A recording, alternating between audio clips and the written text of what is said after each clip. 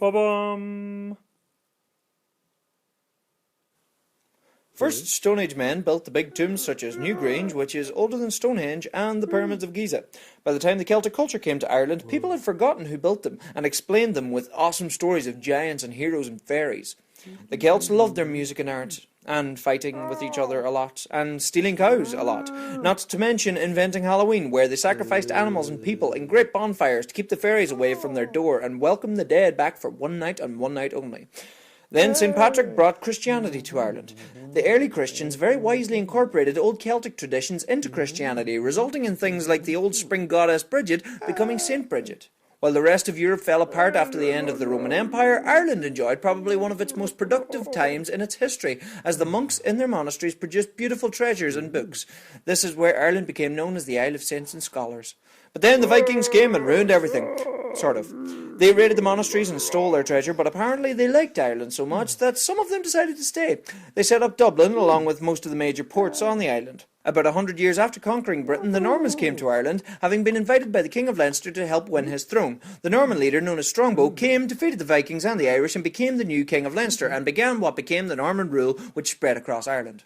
The Normans built the first castles in Ireland and set up more towns. The Gaelic Irish weren't known for building towns, and because of this, when the Black Death reached Ireland, the Normans were much more affected than the Gaelic Irish. The English became worried that the Normans in Ireland were becoming more Irish than the Irish, and so they banned them from marrying into Irish families or speaking the Irish language. Whoop!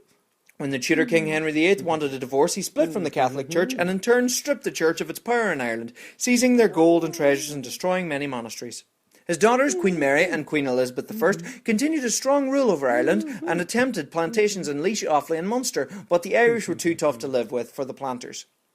In Elizabeth's last years, she fought a 9-year war against the chieftains of Ulster, the last corner of open rebellion against her. Hugh O'Neill surrendered eventually, only to find out that she had died a few weeks prior to the surrender. The new King of England, James I, who was Scottish, went about doing things a little differently. Rather than punishing the rebels, Rory O'Donnell and Hugh O'Neill, he made them earls. The earls soon discovered that they had little real power and decided to leave Ireland and return with an army to retake the country. They never returned, and the flight of the earls left Ireland up for grabs with no more Irish chieftains left. King James arranged the plantation of Ulster, which was so successful, much of it still exists today. There were plenty of rebellions from the native Irish, including a very bloody and violent one in which many planters were massacred. Word of these massacres reached England, and people were appalled. In England, a Puritan named Oliver Cromwell set about ousting and executing the English king in what became the English Civil War. After he was done settling things in England, he set his sights on Ireland. His campaign in Ireland left a path of death and destruction. In the wake of this campaign came the largest land grab in Irish history, in which the native Irish were ousted from their land and told to head west, to Hell or to Connacht. Once again, English politics spilled over into Ireland when the exiled English King James II, who was Catholic, fought against the Protestant King William of Orange. William of Orange defeated King James, but got bored of the war and struck a sweet deal with the Irish, giving them their land back. The English government didn't like this, and thus the penal laws were brought in at this time, which clamped down on Catholic and Presbyterian rights.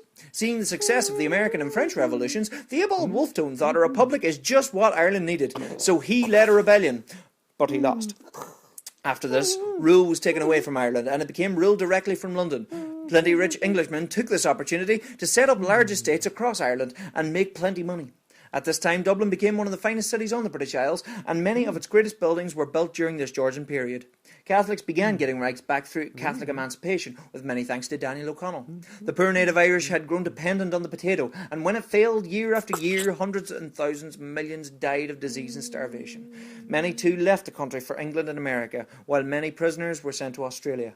Ireland's population has never since recovered from the Great Famine.